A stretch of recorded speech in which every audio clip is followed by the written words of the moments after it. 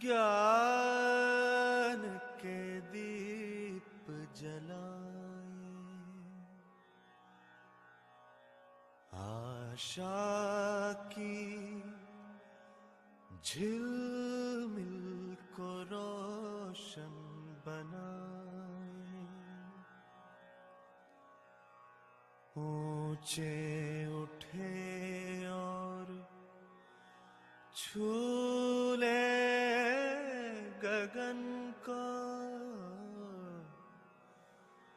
ऊंचे उठे और छू ले गगन को, सवेरे की सरगम को जीवन में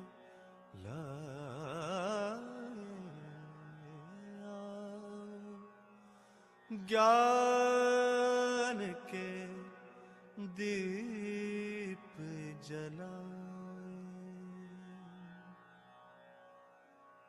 सुन लो दिशाएं बुलाने लगी हैं,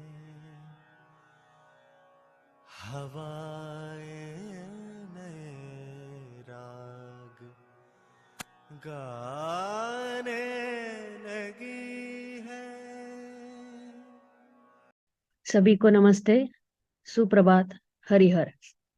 बाबा जी को नमन करती हूँ, बाबा जी के प्रति कृतज्ञता व्यक्त करती हूँ।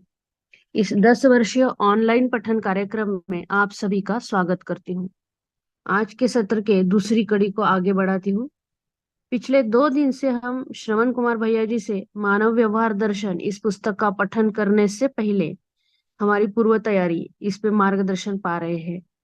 तो आज के सत्र में मैं श्रवण कुमार भैया जी को निवेदन करती हूँ कि वो हमें मार्गदर्शन करें और यदि हो तो अपना वीडियो ऑन करें। श्रवण कुमार भैया जी। जी, सभी को नमस्ते। नमस्ते भैया।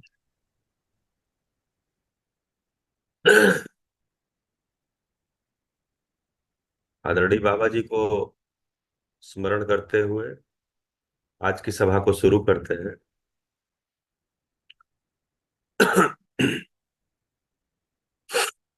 कल हम लोग चर्चा किए थे, जो मेरे पास बिंदु हैं उनमें से 5 बिंदुओं पे चर्चा किए थे। 4 बिंदुओं पे चर्चा किए थे। तो कुछ बिंदु, हाँ, ये जो पोस्टर है इसके अलावा भी बिंदु है। इसके जो मुख्य बुलेट्स दिए हुए हैं पोस्टर के अंदर, उसके अंदर भी कुछ सब बुलेट्स हैं जो मुझे प्राप्त हुए हैं। तो मैं उसको लेकर के चल रहा हूं, जिससे कि ठीक से विश्लेषण कर सके इन बिंदुओं का भी। इससे पहले अगर कल की जो चर्चा हुई थी उसमें किसी की कोई जिज्ञासा हो तो बताएं, किसी की कोई शेयरिंग हो तो बताएं, नहीं तो अगर आप सबकी अनुमति हो तो आगे बढ़ें।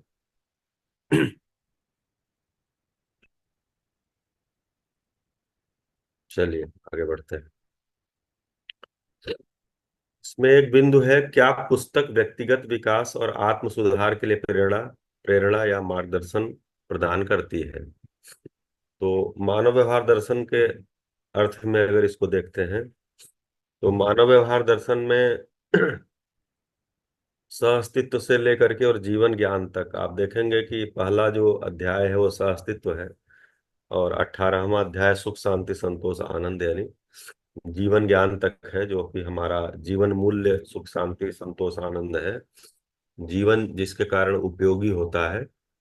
तो वहां तक पूरी यात्रा है। तो ये व्यक्तिगत विकास के लिए तो अ, और आत्म सुधार के लिए, आत्म सुधार अगर देखें तो जीवन के अंदर जो विषमता है वो खत्म होना ही आत्म सुधार है। जीवन के अंदर विषमता क्या है कि मन जो है इंद्रिय के प्रभाव में, संवेदनाओं के प्रभाव में होने के कारण मन और वृत्ति के बीच में एक विषमता है। वृत्ति, उसके कारण वृत्ति और चित्त के बीच में विषमता है, चित्त और बुद्धि के बीच में विषमता है, और फिर बुद्धि जो है आत्मा में आप्लावित नहीं हो पा रही है, वो विषमता है। तो ये विषमता का खत्म होना ही, यानी निर्विषमता हो जाना ही आत्म सुधार है। इससे कम का कोई आत्म सुधार है नहीं। ट्रेनिंग से नहीं होगा कि मैं कुछ ढंग से अब जी रहा था, अब उसको ढंग थोड़ा बदल दिया।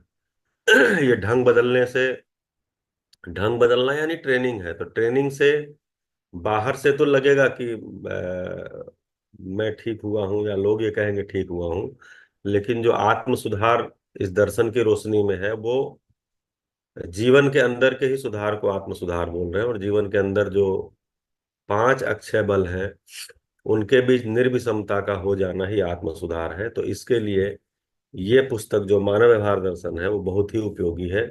उसमें ये इसके मार्गदर्शन भी है और प्रेरणा भी है। अगला बिंदु है, क्या पुस्तक में ऐसे प्रासंगिक उदाहरण, केस स्टडीज या उपाख्यान, मतलब are the relatable examples, case studies or anecdotes in the books that can help me connect with the material. तो ये चूंकि दर्शन की पुस्तक है, तो इसमें प्रासंगिक उदाहरण, अभी वाद में जाएंगे तो उदाहरण ज्यादा मिलते हैं, लेकिन दर्शन की पुस्तक में प्रासंगिक उदाहरण, केस स्टडी इत्यादि नहीं है। जो भी बात कही गई है वो सीधे सीधे अनुभूतियां कही गई हैं बाबा जी के द्वारा। जो बाबा जी को अनुभूतियां हुई हैं उसको कहा है उन्होंने, और उन्हीं अनुभूतियों का उन्होंने फिर विश्लेषण किया है, और उन्हीं अनुभूतियों में जो शब्द आए हैं उनका परिभाषाकरण किया है, और अगर कहीं से कोई कनेक्शन है तो उसकी चर्चा किया है। अगला बिंदु है, क्या पुस्तक के बारे में मेरी समझ, पुस्तक दुनिया के बारे में मेरी समझ का विस्तार करेगी, मेरी धारणाओं को चुनौती देगी, या क्षितिज को व्यापक बनाएगी। चूंकि इंग्लिश से हिंदी अनुवाद है, इसलिए अंग्रेजी पढ़ना भी ठीक है, नहीं तो ये हिंदी अलग अर्थ दे देगी।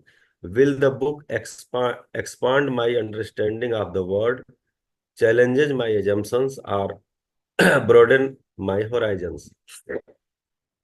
तो मेरी जो एजम्पन्स हैं, धारणाएं हैं, उनको कोई चुनौती देगी, मतलब हमारी जो एक तरह से कहे कि पूर्वाभ्यास है या पूर्व ज्ञान है, उसको कोई चुनौती देगी या क्षितिज को व्यापक बनाएगी।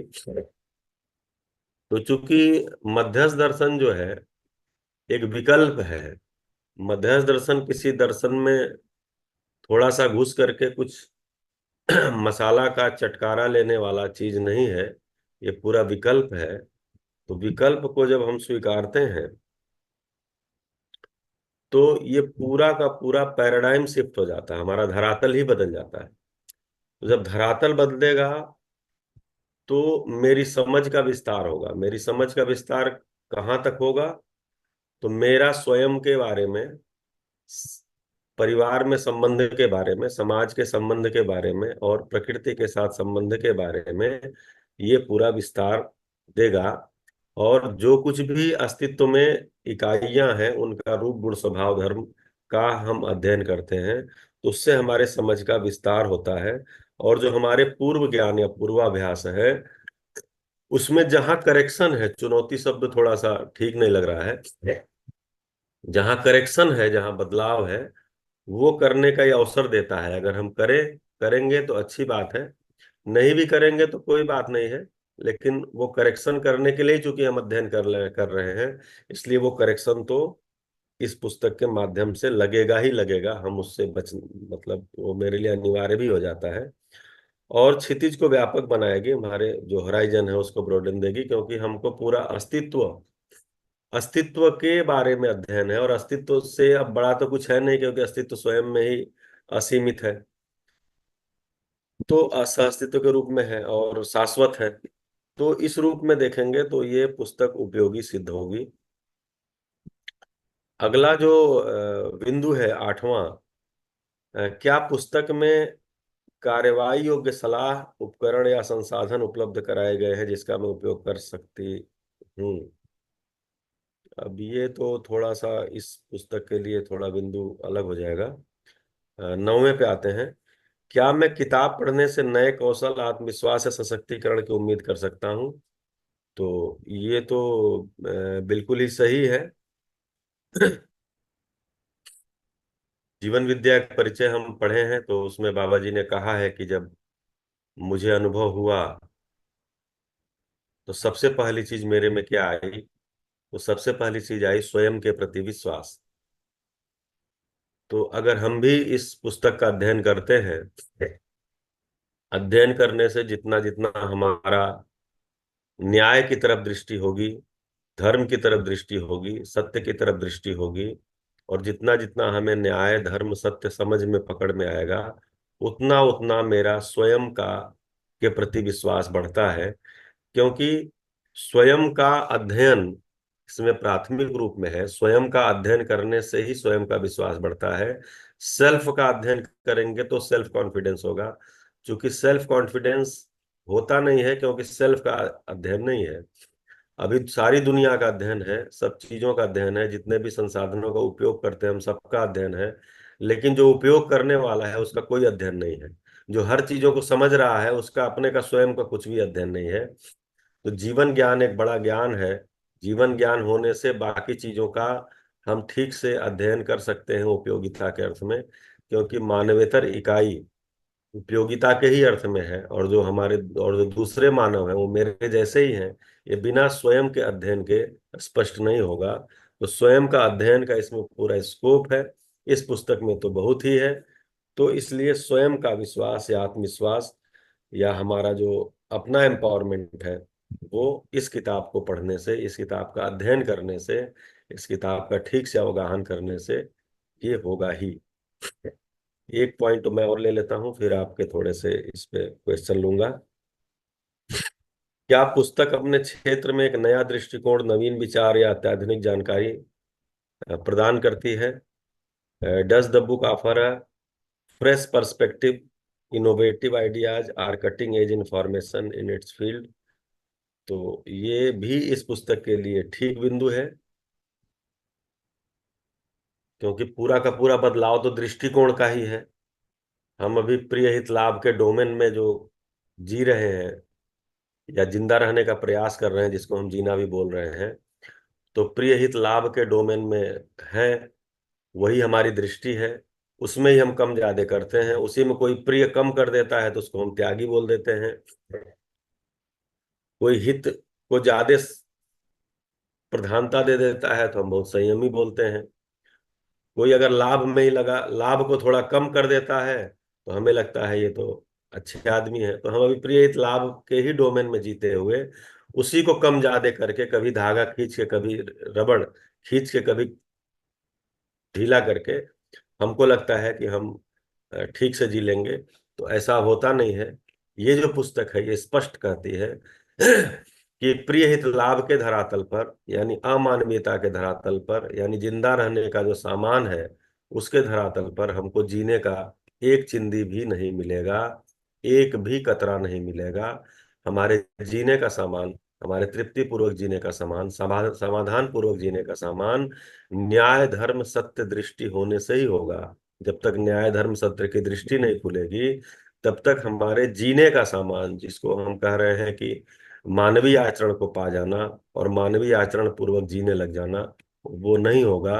तो इस दिशा में यह पुस्तक मानवीय आचरण क्या चीज है, न्याय धर्म की सत्य की दृष्टि के लिए क्या सूचनाएं हैं, क्या सूचना है, क्या उसके बारे में समझ है, आगे जब अभ्यास करेंगे तो उसके बारे में क्या अभ्यास है, वो अभ्यास करें, इसके लिए पृष्ठभूमि दर्शन है।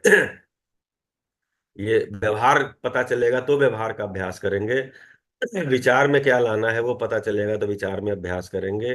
कार्य क्या करना है वो पता चलेगा तो उस कर्म का अभ्यास करेंगे। और फिर ये सारी चीजें अंत में चिंतन में जाती हैं।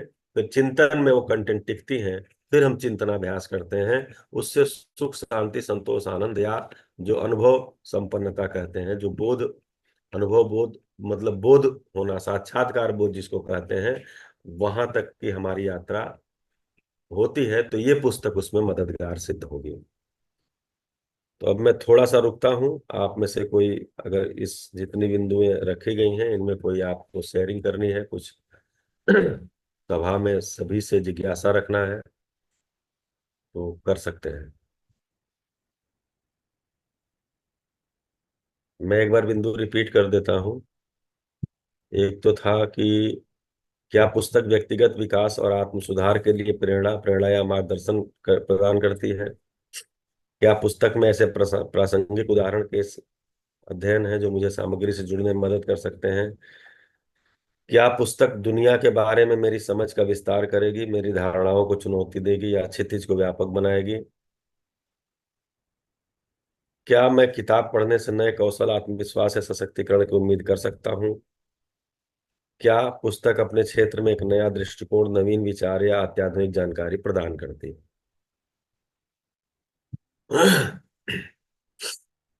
जी।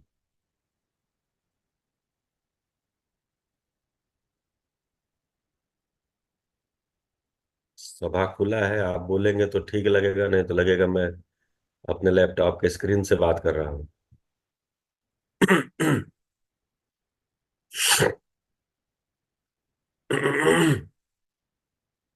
ठीक है भैया। नमस्ते। जी सभी को नमस्ते। नमस्ते।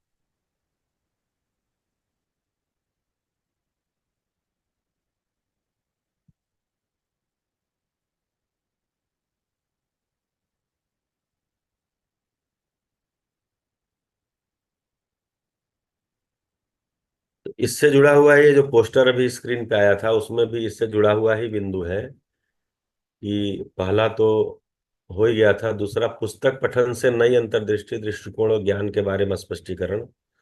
पुस्तक पठन का व्यवहारिक अनुप्रयोग, निष्कर्ष और मेरा व्यवहार। पुस्तक में प्रस्तुत विषय वस्तु से व्यवहार में आ रही चुनौतियों का निर्मूलन। पुस्तक पठन से प्राप्त जानकारियां और मेरी समझ का विस्तार। पुस्तक पठन से प्राप्त जानकारियों से नए कौशल, जीने में आत्मविश्वास का सशक्तिकरण। ये जो मैं चर्चा कर रहा हूँ, ये जो पोस्टर में बिंदु है, इन्हीं का विस्तार स्वरूप है थोड़ा। तो विस्तार वाले बिंदुओं को मैं ले रहा हूं अभी। तो अगले बिंदु पर आता हूं। अभी हो सकता है कि कोई शेयरिंग आपकी ना बन रही हो।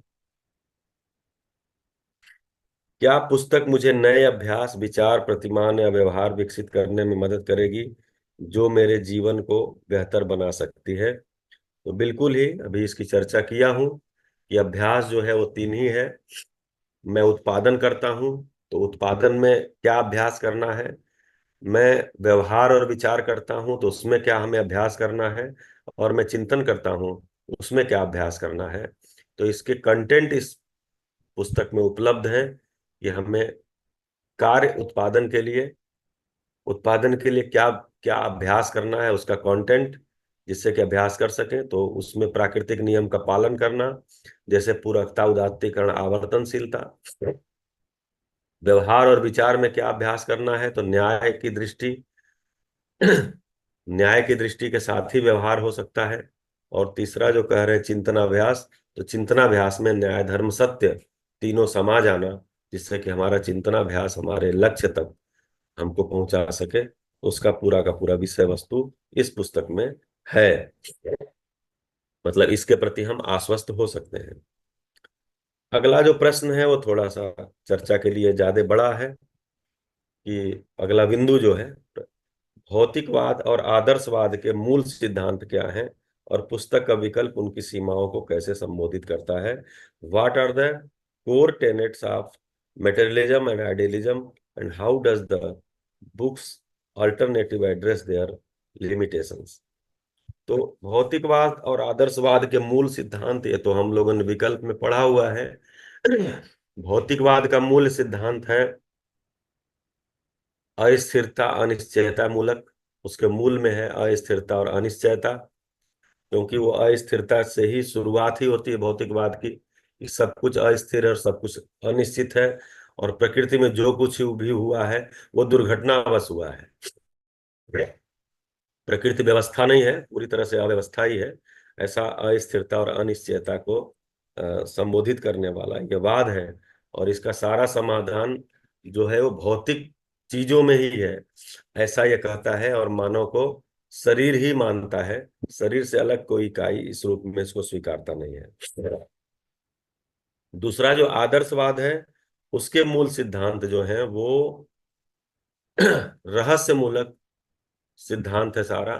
जिसको ईश्वरवाद बोलते हैं, या रहस्य मूलक, जिसके मूल में रहस्य है। जो कुछ भी चीज कहा गया वो हम अध्ययन कर सकते हैं, समझ सकते हैं, ऐसा नहीं है। वो कोई मतलब जो समझ सकता है वो बता भी नहीं सकता, अनिर्वचनीय है, ऐसा सब बातें कही गई हैं। तो रहस्यात्मक जो है वो आदर्शवाद, और अनिश्चयात्मक भौतिकवाद, ये प्रचलन में रहा है। तो इसमें कह रहे हैं कि क्या पुस्तक का विकल्प उनकी सीमाओं पुस्तक का विकल्प उनकी सीमाओं को कैसे संबोधित करता है। तो ये पुस्तक, ये पूरा का पूरा दर्शन ही भौतिकवाद और आदर्शवाद के विकल्प के रूप में ही है। क्योंकि अगर वो सारी चीजें उससे हो गई होती, तो हम ये नहीं कह रहे वो खराब था। जैसे क्या होता है, हम लोग फ्लो में ये बोल देते हैं वो सब खराब था, फिर इससे हम सामने वाले जो लोग होते हैं उनसे बात करने में हमको जगह नहीं बनती, स्पेस नहीं बनता है। तो किसी चीज को, मतलब मानव इस धरती पर आए हुए कितने लाख साल हुआ, और होमोसेपियंस को 2 लाख साल हुआ। अभी हम भौतिक चीजों में ही अपने को सेटल कर रहे थे। जिंदा रहने की समस्या, अभी आज से 100 साल पहले अगर ये दर्शन की बात हम करते तो शायद ऐसे बैठ करके बातचीत करना, सुबह में करना, दिन भर शिविर चलाना, 7 7 8 10 दिन के शिविर चलाना, ज्यादा लोगों को संबोधित करना, ये शायद मुश्किल काम था, क्योंकि उस समय तो भोजन का संकट था। भोजन का संकट था। अभी मैं बचपन में गांव जाता था, तो गांव में गर्मी की छुट्टियों में 2 महीने रहता था। तो हमारे यहाँ बागीचा है बहुत बड़ा, आम कटहल जामुन सारी चीजें बागीचे में रहती थी। तो हम लोग दिन भर बागीचे में रहते थे। जो बच्चे थे वो ज्यादातर समय बागीचे में बिताते थे। दिन में खाना खाने भी घर नहीं आते थे। कारण क्या था? घर पे खाना में फिक्स था, दाल और रोटी मिलेगा। क्योंकि गेहूं की कटाई हुई रहती थी मार्च अप्रैल में, तो घर में गेहूं रहता था। तो मतलब क्या है, जो है वो मिलेगा। अभी ऐसा नहीं है कि बाजार से खरीद करके हर चीजें घर में है और मिलेगा। तो ऐसी स्थितियों में मानव जो है भौतिक संसाधनों के लिए काफी संघर्ष किया है। जो सुविधाएं हम आज उपलब्ध हो पाई हैं, और हम लोग उपलब्ध हो पाए, और हम अपनी पीढ़ी को ट्रांसफर कर रहे हैं और उन सुविधाओं को बढ़ा रहे हैं, उसके लिए मानव जाति ने काफी संघर्ष किया है। उसमें से ही वो वाद निकला। भौतिक चीजों को ज्यादा बड़ी चीजें मान लिया गया, उसको सम्मान से भी जोड़ लिया गया, घर को, मकान को, गाड़ी को, सामान को। हम कई तरह के खाना खाते हैं, ये भी एक समय में सम्मान की बात थी कि हमारे यहाँ भोजन में वैरायटी रहती है। तो ये एक क्रम है, उस क्रम से आया है। आदर्शवाद को भी हम उसी क्रम में देखेंगे, तो क्रम से आया है। तो कभी हम क्या करते हैं कि इसकी एकदम से समीक्षा में उतर जाते हैं, और आदर्शवाद को बिल्कुल ठीक है, हम समीक्षा कर सकते हैं। जैसे जिस वाद की, वांग्मय की हमें जानकारी नहीं है, उस वाद के बारे में हम केवल अपने लिए एक विकल्प के रूप में अगर इस दर्शन को स्वीकार रहे हैं, तो हम एक अपने लिए उसकी समीक्षा कर सकते हैं कि उससे अगर वो चीजें ठीक रही होती तो उससे परंपरा हो गई होती, अब तक वो जिंदगी में, सभी के जिंदगी में वो आया रहता, मानव जाति के एक प्रचलन में रहता वो चीजें। हाँ, मध्यस्थ दर्शन है, मध्यस्थ दर्शन की भी परंपरा नहीं बनी तो क्या होगा? मतलब इसके आधार पे भी परंपरा नहीं बनी, लोग अनुभव संपन्न नहीं हुए, मानवीय व्यवस्था नहीं बनी, तो क्या होगा? तो फिर धीरे धीरे हो सकता है दर्शन का ही लोप हो जाए। क्योंकि अगर दर्शन योग्य हाथों में फॉरवर्ड नहीं हुआ, जैसे हम लोगों की पीढ़ी का काम क्या है कि अगर हमारे में से कोई अनुभव संपन्न नहीं होता है, तो दर्शन को कम से कम आने वाली पीढ़ी में योग्य हाथों में इसको सौंप दे। तो योग्य हाथों में दर्शन नहीं गया, और उसको फिर इसी ढंग से अध्ययन और अभ्यास के लिए प्रेरणा नहीं मिली, और ये ऐसा क्रम नहीं बना रहा, तो हो सकता है आगे जाके ये भी डायलूट हो जाए। लोग इसको, हो सकता है कि कुछ इसमें मिलावट भी शुरू कर दें। तो इसलिए जो कुछ भी पीछे हुआ है उसके प्रति हम आभारी हैं। लेकिन उससे परंपरा नहीं बनी, तो हम विकल्प की तलाश में, जैसे हम, मतलब बाबा जी विकल्प के तलाश में आए, और उस विकल्प में हम भी देख पाते हैं कि हमारे लिए भी ये जीने का अच्छा विकल्प है। तो भौतिकवाद और आदर्शवाद के जो मूल सिद्धांत है, उससे दर्शन के सिद्धांत में फर्क है। मतलब वो वैसा ही नहीं है, यह सह अस्तित्व को बताता, अस्तित्व मूलक है, मानव केंद्रित है। इसके मूल में अस्तित्व है, जो कि सह अस्तित्व के रूप में है, और मानव इसके केंद्र में है, क्योंकि मानव ही समझ सकता है, मानव ही जी सकता है। मानव इस अस्तित्व में सर्वोच्च विकसित इकाई है। अगर इकाइयों की की तरफ हम ध्यान दें तो इकाइयों में मानव सर्वोच्च विकसित इकाई है। मानव के पास पूर्ण समृद्ध ब्रेन है, पूर्ण समृद्ध मेधस है। वो समझ सकता है, समझा सकता है। अगर एक व्यक्ति इसको समझ करके अनुभव संपन्न हो सकता है, नहीं सभी मानव हो सकते हैं। तो ये विकल्प के रूप में उपलब्ध है। इस विकल्प को स्वीकार करके हम आए, तो इसके मूल में अस्तित्व है और केंद्र में मानव है। तो अस्तित्व मूलक मानव केंद्रित चिंतन ज्ञान मध्य दर्शन, ये उन दोनों जो सिद्धांत, जो वाद है, इसका विकल्प है। इसको सह अस्तित्ववाद बोल रहे हैं। अगर हम उसको आदर्शवाद बोल रहे हैं, भौतिकवाद बोल रहे हैं, तो इसको सह अस्तित्ववाद बोल रहे हैं। तो ये वाद जो है ये विकल्प रूप में है। तो इसको हम कहें ये विकल्प है आज के समय में, मतलब अभी जो यात्रा है उस यात्रा में हम जिस तरह से विकल्प को स्वीकारते गए उस तरह का ये विकल्प बिल्कुल ही प्योर विकल्प है। इसको मिला करके चलने से नहीं होगा। पुस्तक का विकल्प उनकी सीमाओं को कैसे संबोधित करता है, तो पुस्तक में इन दोनों की खूब समीक्षा है। आदर्शवाद भौतिकवाद की खूब समीक्षा है। व्यवहार दर्शन में थोड़ा कम है, लेकिन आगे जाएंगे तो वाद में, शास्त्र में बहुत समीक्षा उसकी की गई है। लेकिन जब हम इसमें मूल वस्तु को जब समझते हैं, दर्शन में अनुभूतियों को समझते हैं, तो उसमें भी समीक्षा कहीं कहीं है ही। खासकर जब हम 16वां अध्याय देखते हैं, पोषण एवं शोषण, जिसमें राज्य नीति, धर्म नीति और अर्थनीति की बात की गई है, तो वहां पर भी समीक्षा है। मानवीय संबंधों की बात की गई है, जहां पर 7 संबंधों की बात की गई इसी अध्याय में, वहां पर भी कुछ समीक्षाएं हैं। तो वो उसको उसके लिमिटेशंस को संबोधित करता है। जी, बताएं कुछ अच्छी बात। भैया जी नमस्ते। नमस्ते गीता दीदी। हाँ, बहुत अच्छा बता रहे हैं आप। तो खैर हमें 2016 से ही ट्रेन कर रहे हैं। तो मतलब जैसे ये प्रश्न है, इसमें तो मुझे लगता है कि जब अगर समझ बढ़ती है तो चुनौतियों का सामना करने की तो हिम्मत आती है।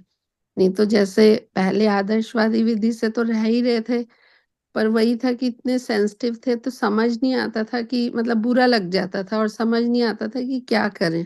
तो उतनी तो समझ बनी है कि क्या ठीक है, किस तरफ जाना है, और सहारा भी मिला है। मैंने तो ये देखा है कि डिफिकल्ट सिचुएशंस में बहुत सहारा भी मिला है।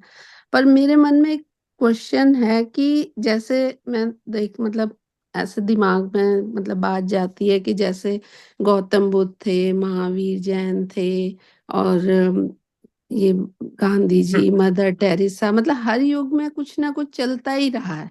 और उन्होंने भी कितने प्रयत्न किए, कितने वो जैसे कहीं कहीं जाते हैं तो मतलब कितना उन्होंने योगदान भी दिया समाज के लिए। तो ये ऐसे ही चलता रहता है चक्र, ये ऐसे ही चलता रहेगा? या जो बाबा जी कह रहे हैं कि अखंड समाज का निर्माण हो जाएगा, सार्वभौम व्यवस्था हो जाएगी, तो ये क्या पॉसिबल होगा भैया जी? ऐसे मेरा हाँ, जैसे ध्यान हम है। इस दर्शन को विकल्प के रूप में स्वीकारते हैं, तो इस दर्शन के अनुसार तो पॉसिबल है अखंड समाज सार्वभौम व्यवस्था। क्योंकि जो हम्म। भौतिक क्षेत्र में जो पॉसिबल हमें नहीं लगते थे आज से 20 साल, 30 साल, 40 साल, 50 साल पहले, वो सब पॉसिबल हम्म। हो चुके हैं। तो मानव की जो अपेक्षा है कि वो निरंतर सुखपूर्वक जीना चाहता है और उसकी परंपरा चाहता है, उसकी हम्म। मानवीय परंपरा चाहता है, तो ये भी संभव तो होगा ही। और जो अच्छे लोग हुए पीछे के समय में, वो जो कुछ हम्म। भी प्रचलन था उसमें ही कुछ अच्छे हो गए। जैसे उन्होंने प्रियहित लाभ को थोड़ा सा संयमित किया, प्रियहित लाभ में ही हम्म। थोड़ा सा कम में गए, तो उनको हम अच्छे लोग हम्म। बोले। अभी भी जो हम्म। पशु मानव है उनको हम अच्छे लोग बोलते हैं। पशु मानव हम्म। मतलब जो स्वयं के बारे में ही सोचता है, उसकी अव्यवस्था में भागीदारी नहीं है, लेकिन व्यवस्था के लिए कोई प्रयास भी नहीं है, स्वयं के लिए प्रयास भी, नहीं। दूसरों के लिए भी नहीं है। तो उसको हम्म। हम अच्छे लोग बोल देते हैं। हम्म। लेकिन जो जिनका नाम आपने लिया है, वो लोग प्रयास भी किए कि दूसरे लोग भी हम्म। ठीक हो जाए। गांधी जी ने किया, बुद्ध ने किया। बुद्ध को देखिए, हम्म। 34 34 साल की आयु में उनको बोध हुआ था, जिसको बौद्ध हम्म। परंपरा में जिसको बोध बोलते हैं, वो जिसके कारण उनका नाम बुद्ध पड़ा था। हम्म। तो 34 साल में उनको बोध हुआ था और 78 साल की उम्र में उनका निधन हुआ।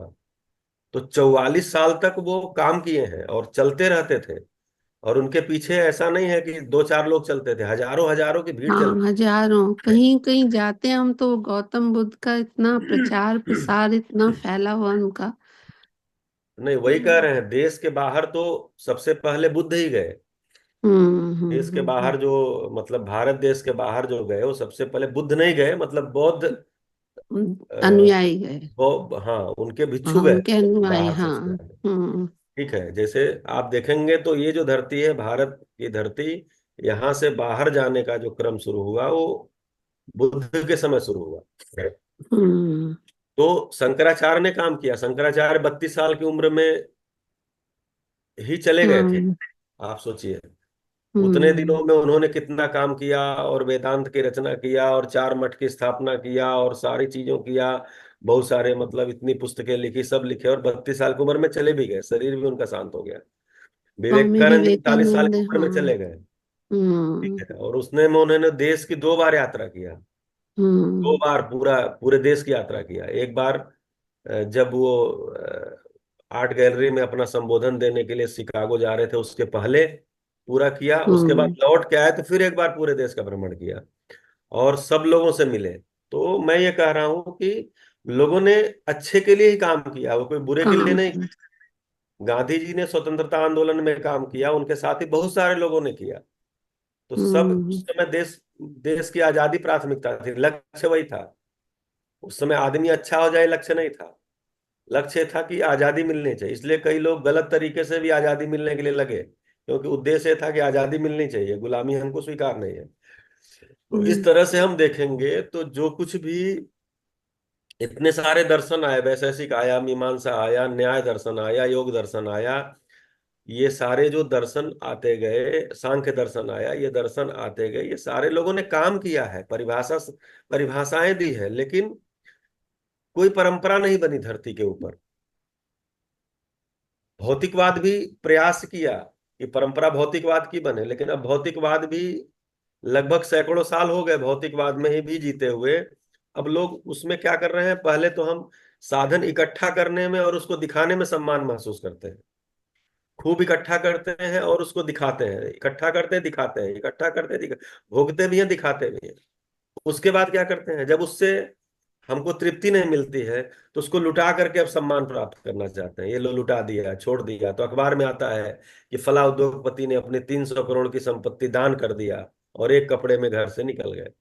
अब वो सम्मान का प्रतीक बन गया।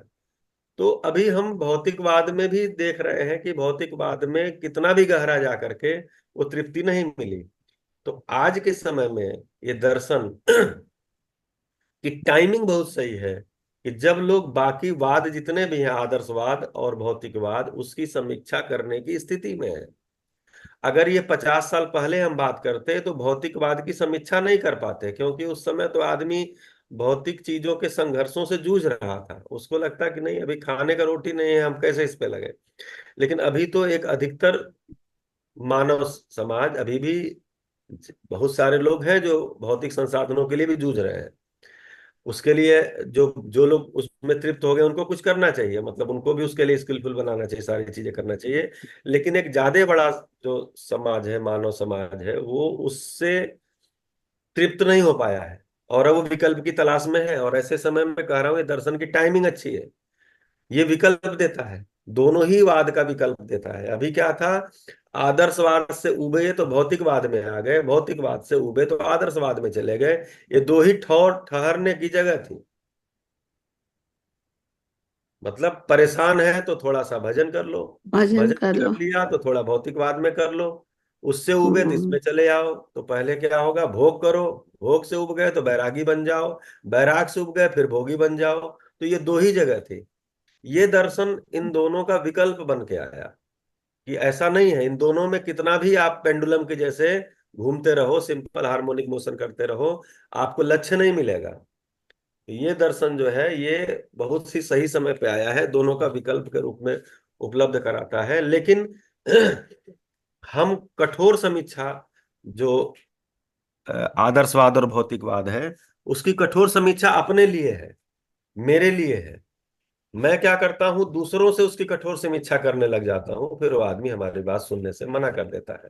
फिर उसको लगता है कि ये कोई नास्तिक हैं, कोई ना व्यवस्था नहीं, कोई है, अलग ही कोई वर्ल्ड की बात जैसे करो हाँ, तो कहते हैं ये कोई नहीं, ये पॉसिबल ही नहीं है, ऐसे फिर ही ये बोल कोई देते जो हैं। है अपने पूजा पद्धति, अपने धर्म सब हाँ। संप्रदाय के विरोधी हैं, ऐसा करके कुछ भाषा होती हम्म। है। तो बाबा जी जो बोल रहे हैं समीक्षा, वो स्वयं के लिए कह रहे हैं। हम क्या करते हैं, समीक्षा दूसरों के लिए शुरू करते हैं। हम्म। और जो आप कह रहे हो ना भैया जी, तो ये अगर 100 साल ये चले तो फिर परंपरा बन जाती है। हाँ, 100 साल चले, 1000 साल चले, जीवन तो अमर है, इसलिए समय का कोई हम्म। वो नहीं है। अभी नहीं, वो तो हम मान परंपरा बनाने के लिए 100 साल तो मिनिमम चाहिए, मतलब कि जी 100 साल तक ये चलता रहे तो फिर परंपरा बन जाएगी। बिल्कुल। अगर भाषा का हम मानव की बोलने चालने का अगर हम इतिहास देखें तो 70,000 साल है। 70,000 हम्म। साल में अभी भाषा की एक परंपरा हुई है, वो भी भाषा में बोलना क्या अब तक पता नहीं है। इतनी अच्छी अच्छी भाषा का डिग्री लेकर के लोग और बैठ करके टीवी के पैनल डिस्कशन में कैसी भाषाएं बोलते हैं हमको पता है। फिर खाने का इतिहास, खेती का इतिहास 10,000 साल का है, लेकिन खेती 10,000 साल में ही खेती बिगड़ गई। आज खेती जो हम्म। है वो मानव शरीर के पोषण के बजाय मानव शरीर के शोषण की तरफ चली गई। उससे होने वाला उत्पादन भी शोषण की तरफ जा रहा है और उसका विपणन भी शोषण की तरफ जा रहा है। तो खेती का अगर देखें तो खाने, अभी मानव यही नहीं पता तय कर पाया है कि खाने की चीज क्या है। रोज उसको नया डिश चाहिए, जितना बदल बदल के खाया उसमें और भी नया नया चाहिए। तो अभी तो देखें तो 10,000 साल बीत चुका।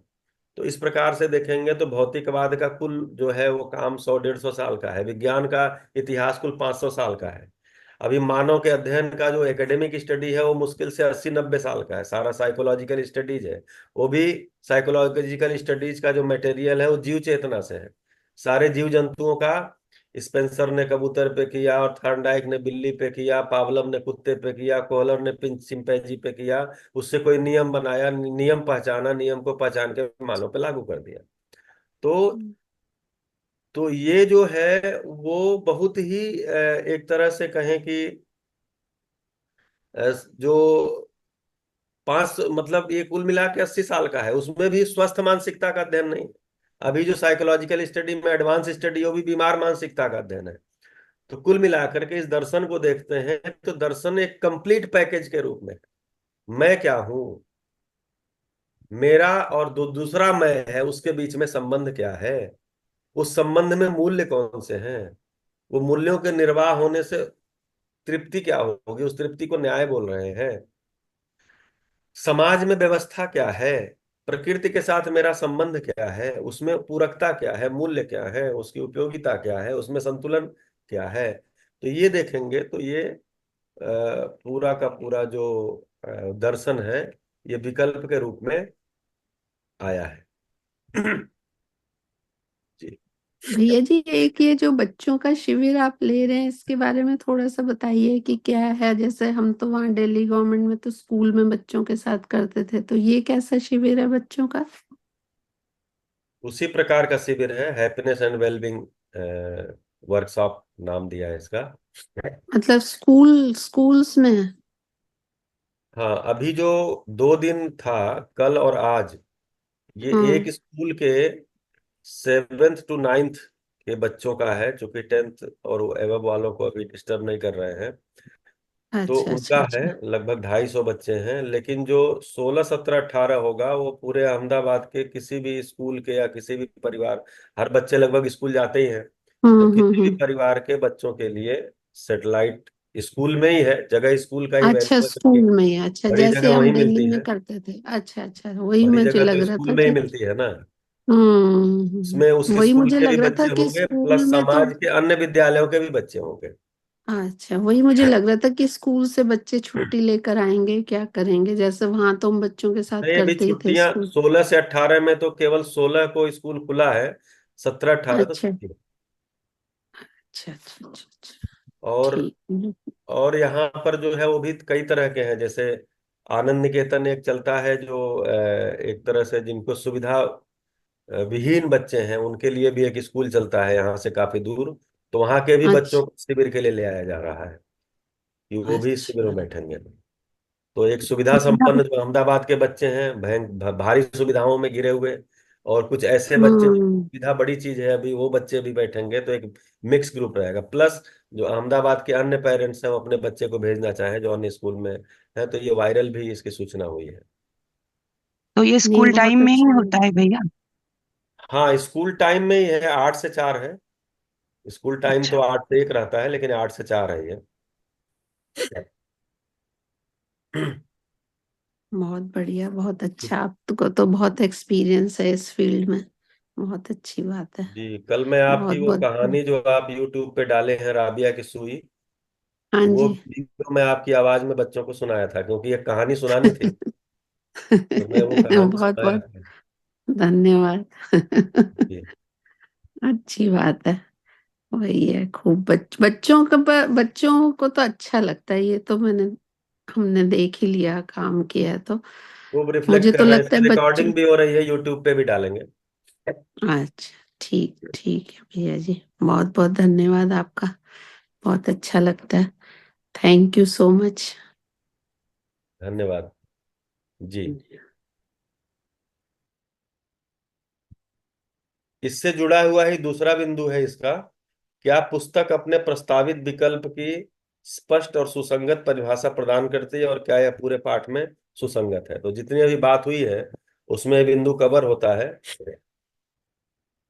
ये विकल्प है, इसको तो बाकायदे परिभाषाकरण किया ही गया है, और लगभग जब अध्याय का हम अध्यायों का अध्ययन करेंगे तो उसमें भी जगह जगह ये विकल्प के रूप में इसकी बात आई ही हुई है। क्योंकि विकल्प स्वीकारने से हमारा ध्यान इस पे बना रहता है, फिर हमारा कोई पूर्वाभ्यास या पूर्वाग्रह इसमें बाधा नहीं बनता है। अगर हम विकल्प स्वीकार के अध्ययन नहीं कर रहे हैं तो हमारा कोई पूर्वाभ्यास या जो ग्रह है, पूर्वाग्रह, वो बाधा बनता है। अध्ययन में दो बाधाएं हैं, पूर्वाभ्यास और पूर्वाग्रह, क्योंकि वो फिर हमारे एक चश्मे का काम करती है, वो हमारे आगे आ जाती है, बार बार वो गिरता रहता है, और फिर हम जो चीज देखना चाहिए वो देख नहीं पाते हैं। तो इसलिए विकल्प के रूप में इसको स्वीकारने से हम इसका अध्ययन ठीक से कर पाते हैं।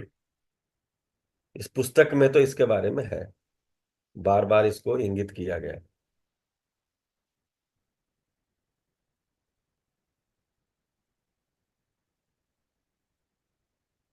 और कोई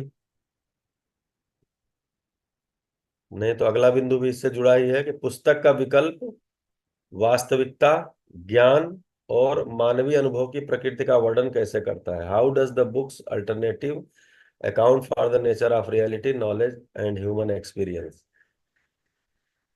तो पुस्तक विकल्प, वास्तविकता, ज्ञान और मानवीय अनुभव की प्रकृति का वर्णन कैसे करता है, तो ये पूरा का पूरा दर्शन ही इन्हीं तीनों चीजों पे है। ज्ञान, ज्ञान की तृप्ति अनुभव में, अनुभव के आधार पर हमारा जीना यानी मानवीयतापूर्ण आचरण, और ज्ञान वास्तविकता का ही होना है, शब्द से अर्थ, अर्थ से वस्तु तक पहुंचना ही अध्ययन है। तो अध्ययन ही हम वस्तु तक जाने के लिए, वास्तविकता तक जाने के लिए कर रहे हैं।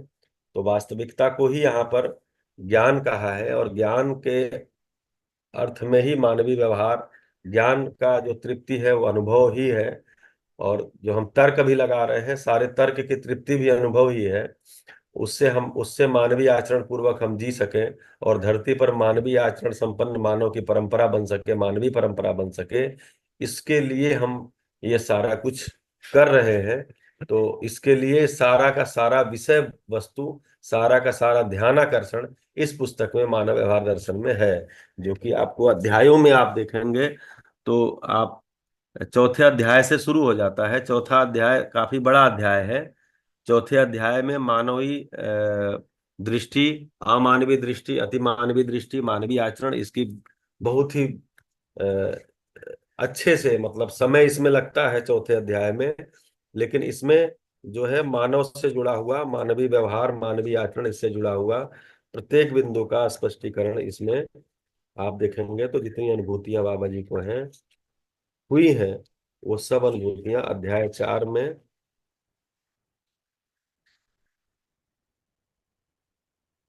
सबसे ज्यादा परिभाषाएं भी अध्याय 4 में है। इसमें अखंडता, सामाजिकता, आवश्यकता, ये सारी ही परिभाषाएं हैं। फिर आप आगे देखेंगे मानवीय स्वभाव, मानवीय विषय, मानवीय दृष्टि, और जो अमानवीयता है, अमानवीयता में जो प्रिय हित लाभ है, और दीनता, हीनता, क्रूरता है, छल कपट दंभ पाखंड, ये सारी परिभाषाएं इसमें दी हुई हैं। तो मैं जो पहले दिन भी बोला था कि एक्चुअली मानव व्यवहार दर्शन देखेंगे तो पूरी की पूरी ये परिभाषा संहिता है। अतिमानवीय स्वभाव क्या है, अतिमानवीय दृष्टि क्या है, अतिमानवीय विषय क्या है, मानवीय स्वभाव क्या है, अमानवीय क्या है, सबका तुलनात्मक अध्ययन इसमें किया हुआ है अध्याय 4 में। बताएं, अब 2-3 मिनट बचा है, तो आपकी अब नया बिंदु तो लेने में फिर टाइम लग जाएगा। आज के सत्र की कोई शेयरिंग आप लोगों की?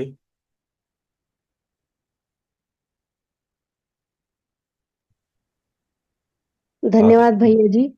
आप आपने इतनी बहुत बड़ी सभा में, इतनी बड़ी संख्या में इस सभा में उपस्थित होते हैं, और इतने लंबे समय तक अध्ययन के लिए आपको, आप लोगों का कमिटमेंट मुझे बहुत ऊर्जा दे रहा है। ये ऑनलाइन डेली बैठ करके, और 10 साल के लिए आपका कमिटमेंट है। और मैं मार्च में पहला सेशन लिया था इस अध्ययन का, विकल्प अध्ययन बिंदु का, और अब अगस्त में ले रहा हूँ। लेकिन तब भी संख्या 40 के आसपास थी, आज भी 40 के आसपास है। तो मेरा तो उत्साह काफी बढ़ा है। जी मंजूषा नमस्ते। जी।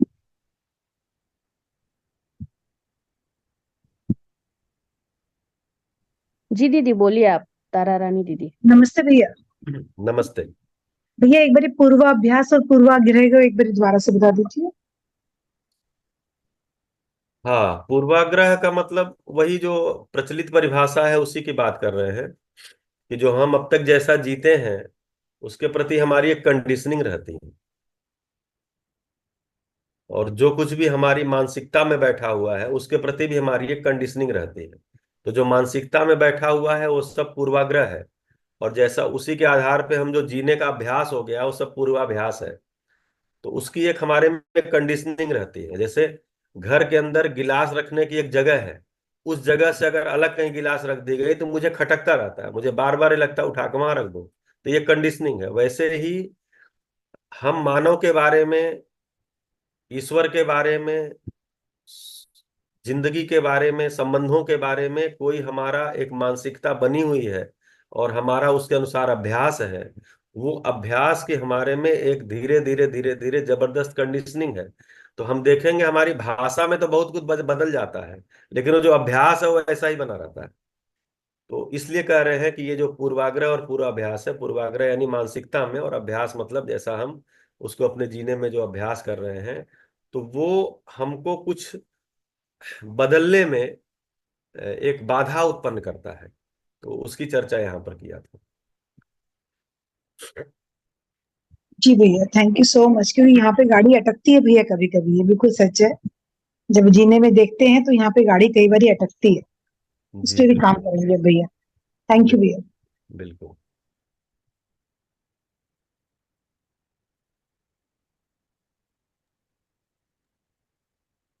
धन्यवाद पूर्णिमा भैया। दीदी का प्रश्न है भैया। जी हाँ पूर्णिमा भैया दीदी का नमस्ते। प्रश्न है।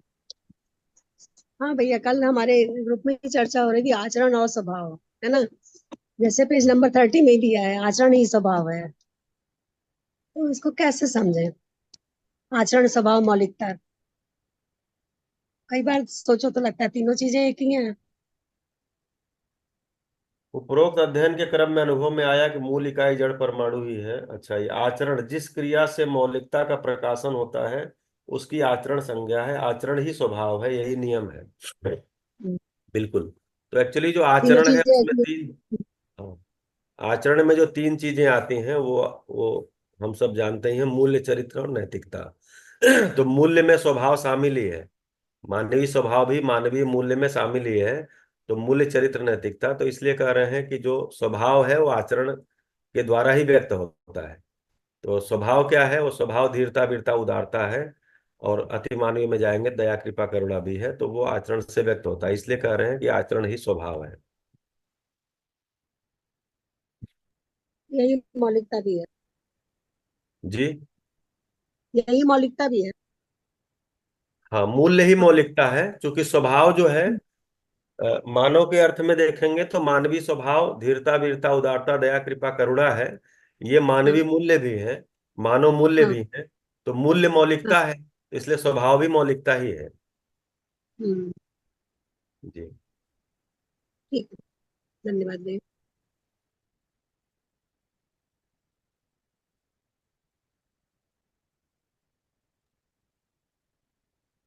जी बताएं। जी, सभी को जैसे नमस्ते। हाँ, नमस्ते भैया।